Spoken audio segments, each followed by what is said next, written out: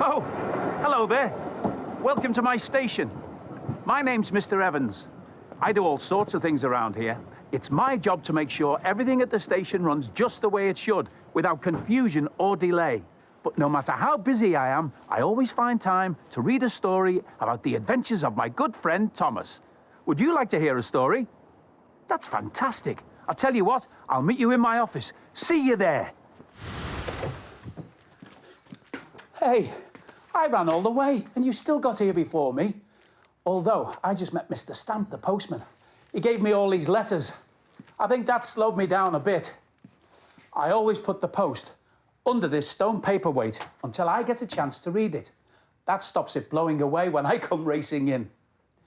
I know someone else who likes to race. That's right, Thomas. And in today's story, Thomas goes to a very important race on the mainland. The story is called The Great Race. One sunny day on the island of Sodor, Thomas the Tank Engine met Gordon's brother. They call him the Flying Scotsman, Gordon said.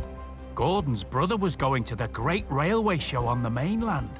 That's where engines compete to see who's the fastest and strongest, he explained. Thomas really wanted to go too. Thomas asked Sir Topham Hatt about streamlining an engine from Sodor so it could compete and win at the show. Sir Topham Hatt loved the idea. We'll streamline Gordon to make him faster than ever. But Gordon was not the engine Thomas had in mind. The next day, engines from all over the world arrived on Sodor. Where are you going? The dock manager asked. The Great Railway Show, puffed one engine. That'll be on the mainland, the manager replied. The engines hurried back to the ferry. In her rush, a brightly painted engine named Ashima bumped into Thomas. Whoa! He peeped as he teetered over the water. Ashima and the dock workers pulled him back from danger.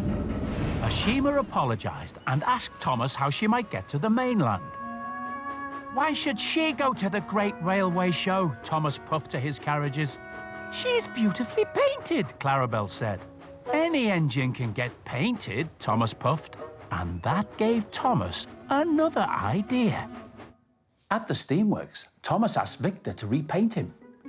I was thinking maybe lightning bolts and racing stripes, he said. When Sir Topham Hatt stopped by to check on Gordon's streamlining, he liked the idea, but not for Thomas. Later that day, Thomas saw Ashima. She didn't understand why Thomas wanted to be repainted. You can only be you, she said. Every engine is useful and has a job to do.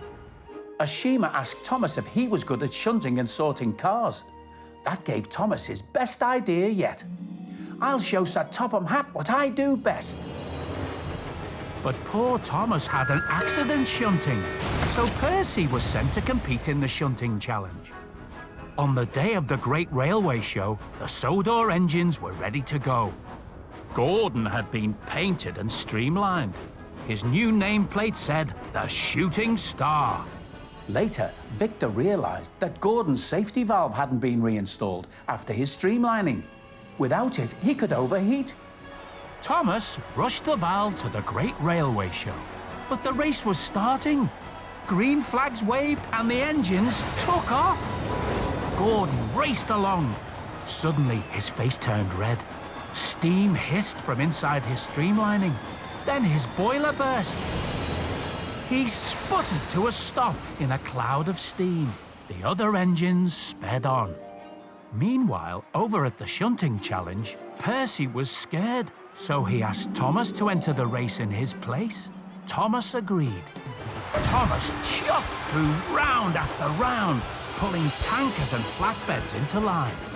He beat big engines from many countries. In the end, only Thomas and Ashima were left. And then the final challenge began. The two engines steamed back and forth, buffering boxcars into place. Their sidings were full. It was a race to the finish. But Thomas saw an overturned car on Ashima's track and rushed to push it aside. Ashima raced to victory. You let me win, Ashima said to Thomas. It wouldn't have been fair anyway, Thomas peeped. Your track was blocked. At the awards ceremony, the judges had a surprise. We would like to declare 2 winners in the shunting challenge. Ashima wins for being fastest. Thomas wins for helping his competitor. Sir Topham Hatt was very proud of Thomas for being really useful and a truly good sport. He was just being Thomas, sir, Percy peeped. You can only be you, Thomas said, and winked at Ashima. There's nothing else you can possibly do. So Thomas helped his new friend Ashima, and they both won a cup at the great race. Fantastic! Hey, that gives me an idea. Ashima is very beautifully painted, but my paperweight's a bit dull, isn't it? We could brighten up this stone by painting it like Ashima. So let's get started. Here are some stones painted to look like Thomas, Ashima, and Gordon, a shooting star. To do this, you'll need a stone to paint, some paints, some brushes, a pen and pencil, some water, a piece of felt and some scissors, and some glue and a brush. First, paint your stone white. This will make the colours you use stay nice and bright. Next, carefully draw the design of your stone with a pencil. This will help guide you when you paint your stone. We're going to paint this stone to look like Ashima, but you could paint any engine you like. Start by painting the big areas first. Use the pencil lines to guide you. Now I'm painting Ashima's cab and her windows. When you've finished the big parts, use a small brush and paint the smaller details. Try to be as neat as you can. Instead of painting Ashima's face, I'm using a pen to draw the small details. I used a bit of white paint for the eyes. Next, ask an adult to cut a piece of felt and glue it onto the bottom of your stone. This will stop the stone from scratching anything when you use it as a paperweight. You could paint your stones with some varnish like I've done to make them shiny. And there you are, Ashima, Thomas and a shooting star. Don't they look great? See you soon!